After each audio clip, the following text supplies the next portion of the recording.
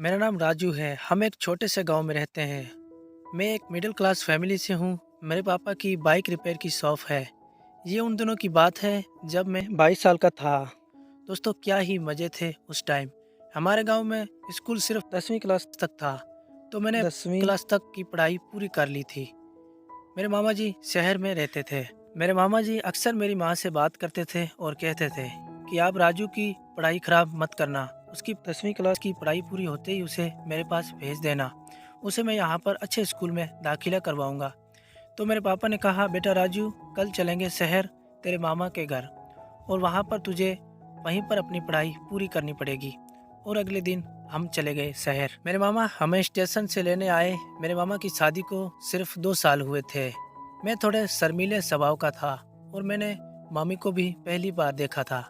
मामी की उम्र 27 के बीच थी और मामी का गोरा रंग, हाय हाय, लंबे घने बाल कमर से भी नीचे तक किसी परी से कम नहीं थी। मुझे मामी से बहुत शर्म आती थी। और सुबह मेरे मामा ने मेरा स्कूल में दाखिला करवाया और मामा जी ने कहा, बेटा अपना ध्यान पढ़ाई पर रखना। मैंने कहा, जी मामा जी। मेरे मामा जी की कपड़े की दुकान थी, तो उनको काफ़ी अच्छी इनकम भी हो जाती थी और उनका बड़ा सा घर किसी महल से कम नहीं था।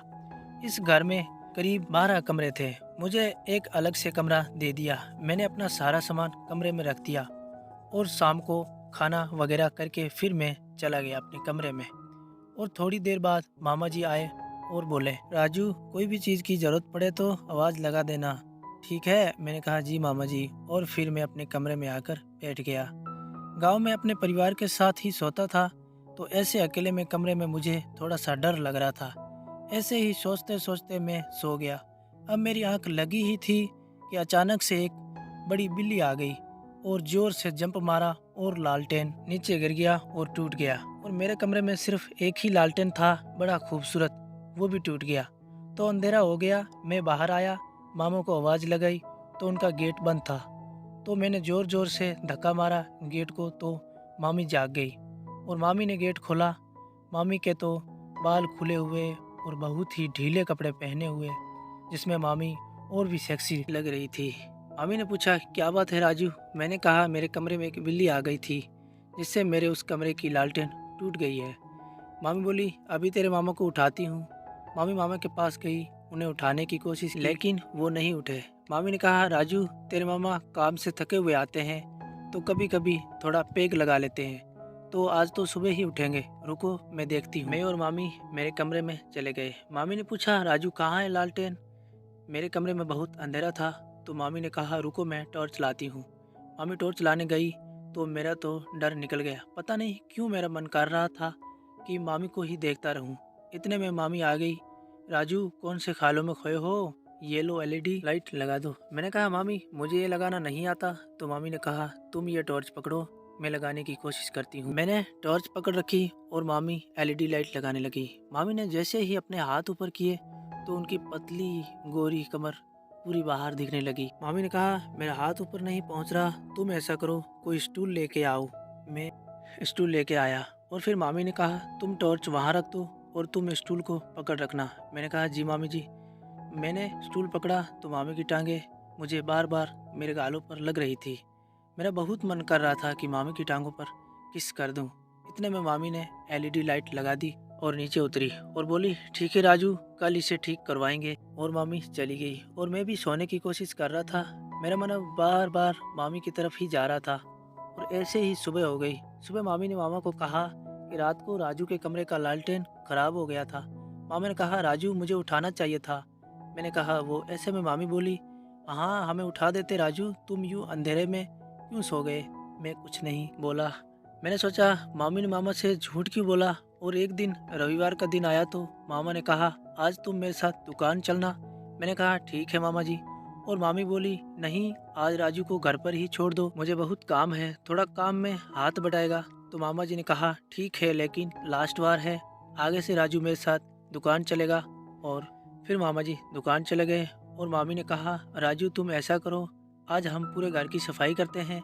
मैं भी राजी हो गया और इस बार तो मैंने भी सोच लिया था कि आज मामी को पटा ही लूँगा। मामी ने मुझे कहा, राजू तुम ऐसा करो, टेबल और सोफ़ा सेट करो, मैं पोछा करती हूँ। फिर मामी पोछा करने लगी और मैंने अपना काम पूरा करके मैं अपने कमरे में आकर बैठ गया। मैंने नाटक किया। थोड़ी देर बाद मामी ने आवाज़ लगाई, राजू कहाँ है, आओ चाय पी लो। मैं चुपचाप रहा और ऐसे ही सो गया। मामी आवाज़ लगाती लगाती मेरे कमरे तक आ गई और अंदर आकर बोली, राजू तुझे क्या हुआ, तू क्यों सो रहा है? मैंने कहा, आज मेरी छाती में बहुत ज़्यादा दर्द हो रहा है। तो मामी ने कहा, मैं तेरे मामा को फ़ोन लगाती हूँ। मैंने कहा, नहीं नहीं, मामा को परेशान मत करो, ये दर्द पहले भी हुआ था। तो पापा कुछ दवाइयाँ और बाम लेके आए थे, वो मैं घर पे भूल आया। तो मामी ने कहा, बाम तो पड़ी है, मैं अभी लाती हूँ। फिर मामी बाम लेकर आई। मैंने कहा, मैं लगाता हूँ। तो मामी बोली, नहीं मैं लगा देती हूँ। उसने मेरी शर्ट के बटन खोलने शुरू किए तो मेरे तो बुरे हाल हो गए। बस मन कर रहा था कि मामी को बाहों में भर लूँ। मामी ने बाम लिया और मेरी छाती पर बाम लगाने लगी। हाय हाय, मामी के गोरे गोरे नाजुक हाथ। मामी बोली, राहत मिल रही है? मैंने कहा, हाँ। फिर मेरा वो एकदम टाइट हो गया और मामी की नज़र मेरे वो पर चली गई और मामी मुझसे बोली, लगता है तेरी ज़्यादा ही तबीयत ठीक नहीं है।